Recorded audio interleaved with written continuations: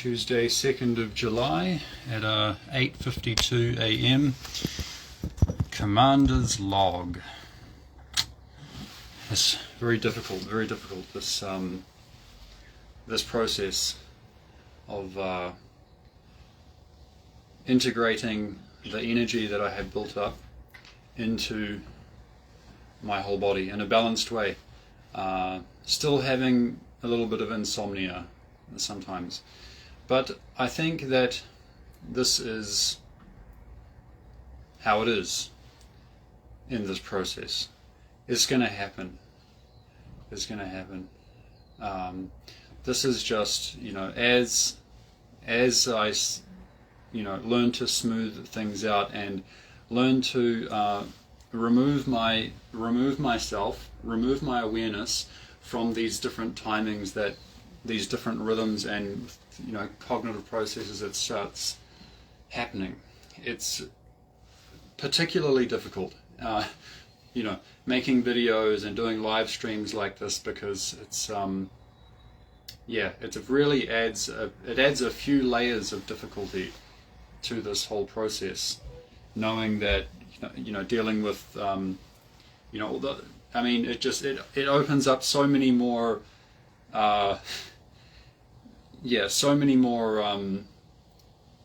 kind of possibilities and different timings starts as a result. So there's more I have to kind of remove myself from in order to fall asleep properly. It's as the timing of the day gets to 6 p.m. 7 p.m. then the energy needs to detach from the different things that have been happening during the day, and the energy needs to be allowed to dwindle and to go inside.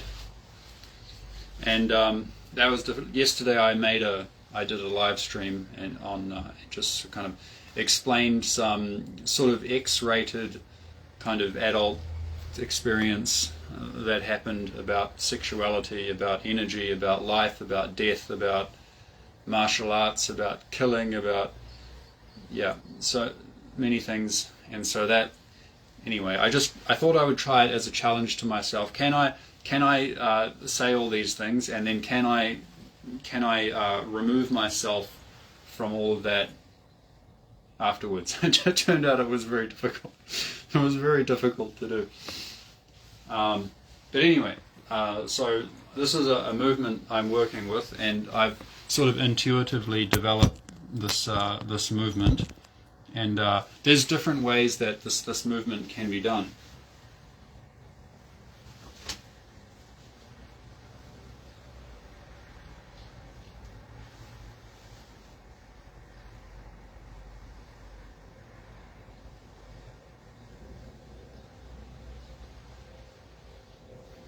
Do a small circle.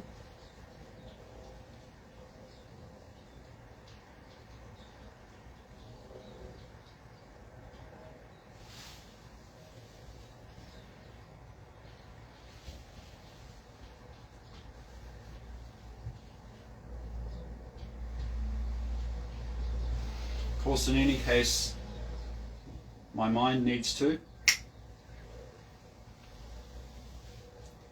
go down so that the brain waves are basically synchronized. But it's not something that that is, you don't try to synchronize your brain waves, but basically that's going to happen. Of course, because the training of Qigong and various different method, could be yoga, could be so many things. It's the same the same principles behind different methods. But we human beings are different from animals in the sense that we have an internal map of reality, which does not match reality itself. Not that well. It depends. I mean, it's not to say that the way our minds have evolved with this amazing cognitive ability to visualize, the memory, the creative function of the brain, the language, and so many very intricate intellectual cognitive functions that we have characteristic of our human being. The thing is that all these things, all these different functions, although they're very amazing and we can use them to invent technology like the phone that I'm using, and we can use it to invent clothing and fire and electricity and so many things. We can use it to very understand things, but when it comes to direct perception of reality, okay, I can't, with this particular move, I can't use my visualization or my conceptualization or some philosophical inquiry or something to do this. No, I have to let go of all of that. I have to achieve a kind of cognitive suspended judgment, so that my awareness, it absorbs into my body, so that I can feel my mass of my body, and I can allow this different things to happen.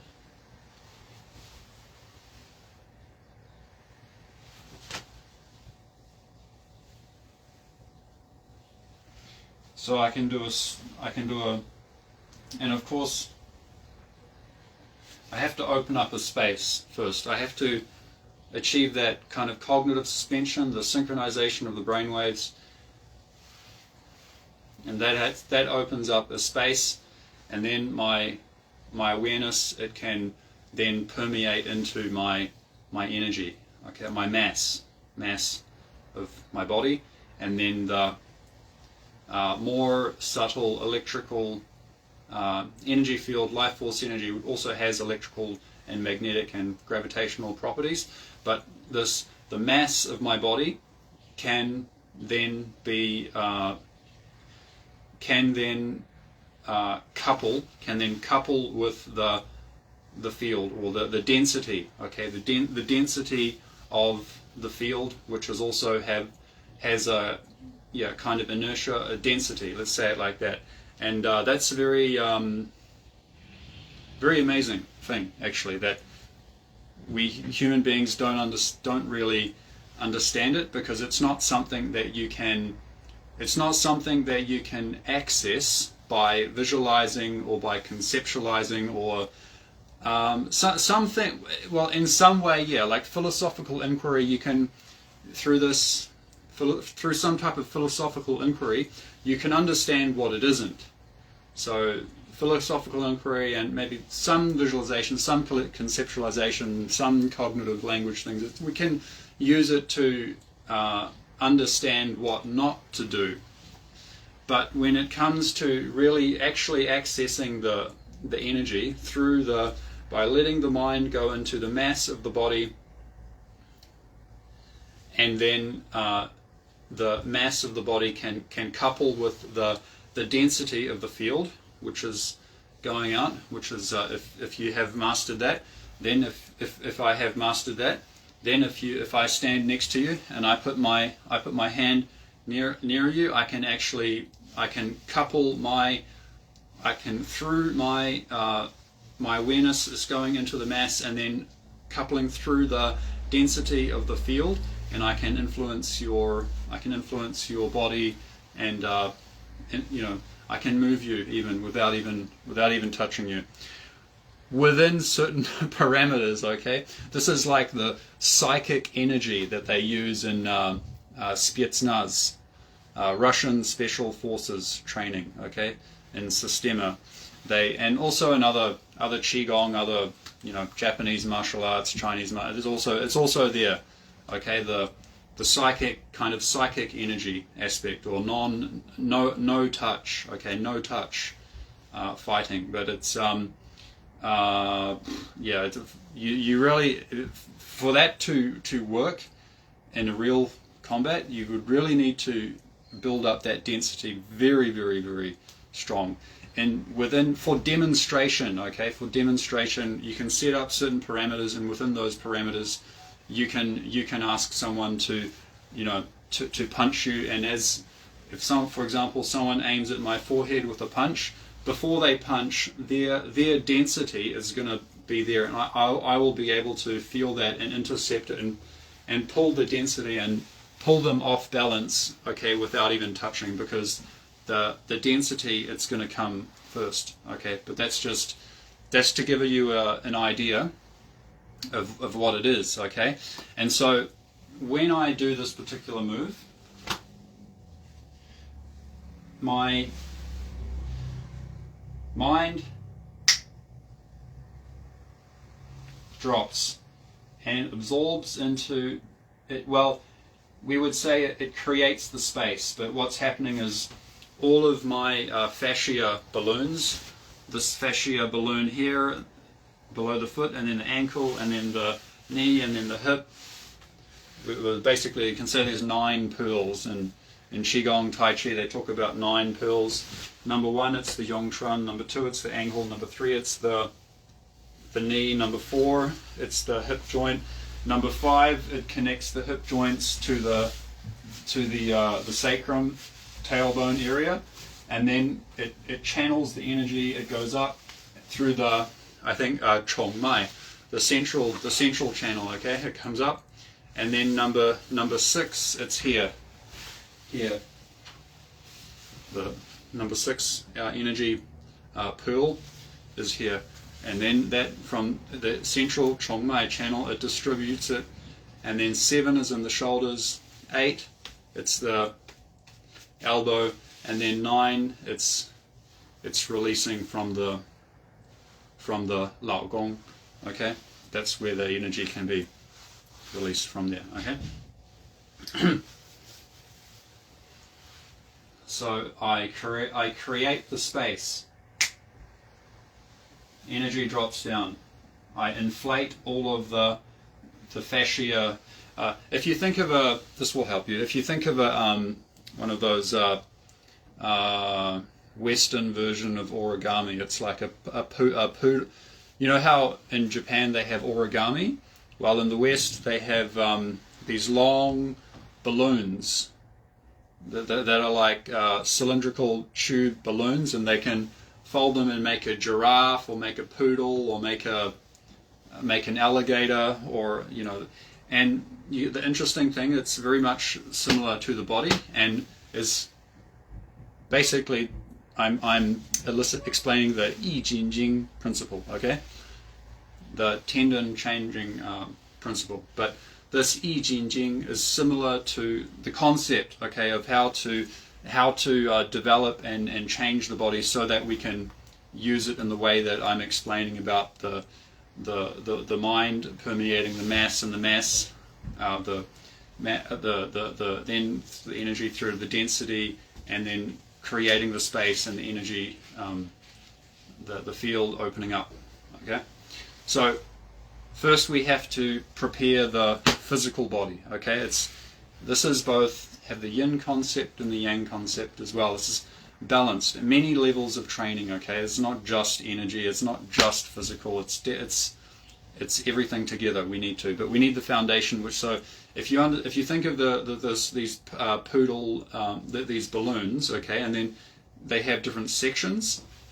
So our body's like that. We have one here, and then actually, but our body's more complex. And then within that balloon, there's the muscles, and then within the muscles, there's many different balloons. But when we do Yi Jin Jing Qigong, we change the body and prepare the body so that all of those fascia balloons, they can expand. And we also train Dan Tian Gong, where we build up pressure of energy. This allowed the energy to sink down to the dantian, and then the lungs to connect with the kidneys, and then gradually we re-establish this energy loop, which before we were born, while we were a baby in the womb, because the lungs are not working, so the baby, when we are a baby, we are receiving nutrients through the umbilical cord, and the dantian, okay, the lower energy field, is basically performing the function of the lungs, actually, and the whole, and there's an energy loop which is circulating up, down here, and up, and and up and around, okay, and it's circulating, and as you can see, the waves of contraction and expansion and different kind of very interesting processional movements going through the waves, which is coming from the place where the DNA has folded out, and we can see the body even is like a big DNA chain, okay? So it's all going spiraling back into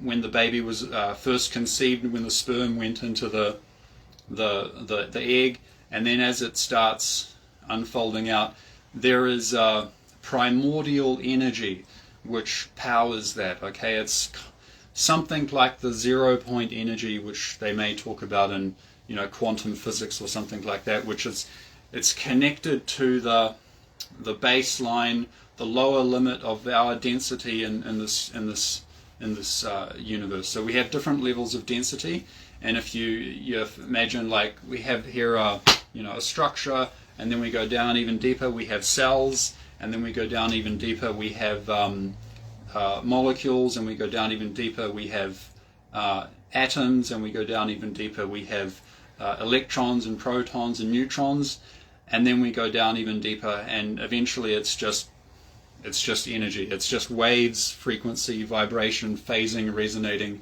But there is a lower limit in our physical reality. It's called the Planck.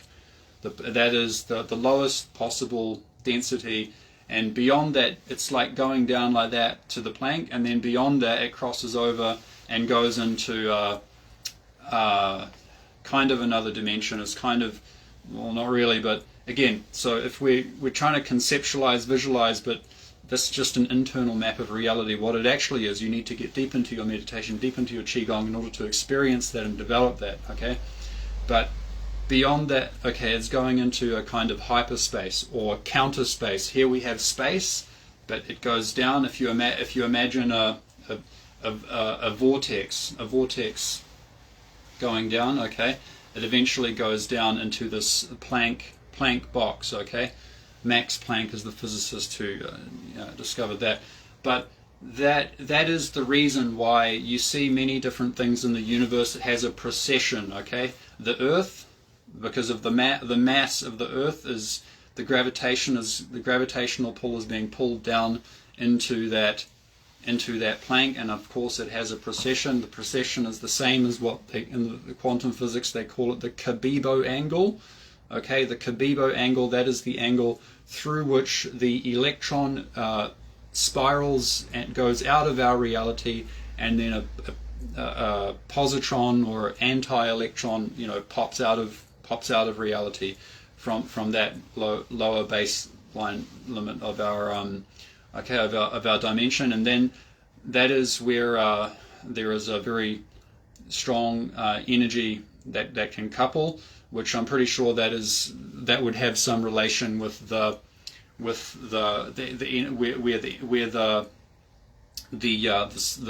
egg and the gestation of the womb, where that gets its energy from. But when we do Qigong and we get down very deep into here, that is also we're able to couple with that lower 0-point energy. You can call it free energy, in our universe, extraterrestrials who are flying their UFOs, but it's not just extraterrestrials. Some secret government organizations like the CIA, the FBI, the Russian secret space program, maybe even the Chinese secret space program, the British secret space program, they also have this technology as well, right? Okay, so Yeah, so that's why there is a precession of the Earth, and when I'm doing the way I kind of conceived of this move is I just did it because I would like to connect with the deeper precession, okay, that is connected with that very strong energy field, and just extrapolate it through my body, okay, extrapolate it out through my body, and stretch and to develop more of these in martial arts we call them fluid kinetic chain, okay, fluid kinetic chain, so that in order to be very powerful, you don't need to use the heel to kind of or like that. It's a kind of in Tai Chi they say use mind and not force, which is similar, but it's very strong. Okay, it doesn't look. It doesn't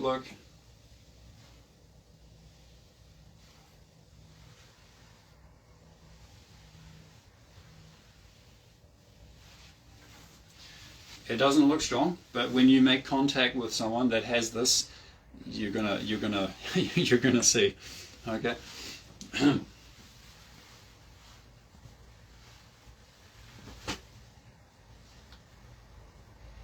So I can do a small circle.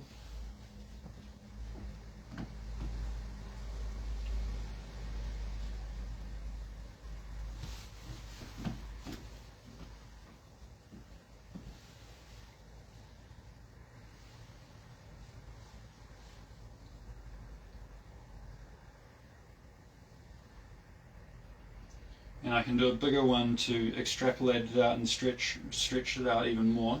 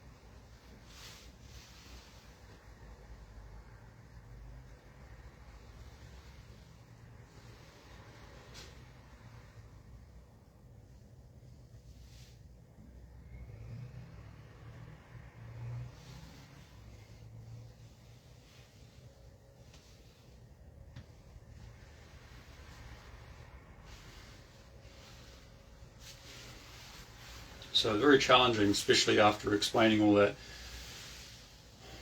to bring it down.